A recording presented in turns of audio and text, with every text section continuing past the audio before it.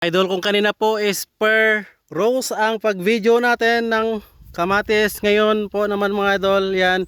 Ito naman po mga idol, oh.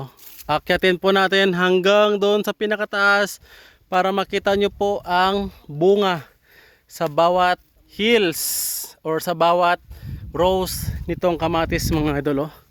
Grabe kaganda. Isa pa. Another. Wah, grabe kaganda mga idol. Ito pa ulit. Yan, dito naman ulit.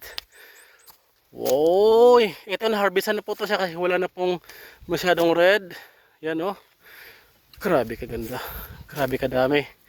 Yan, at saka syempre mga idol, yung view natin. Yan, napakaganda po mga idol sa likod natin. And ito yung area ng mga kamatis.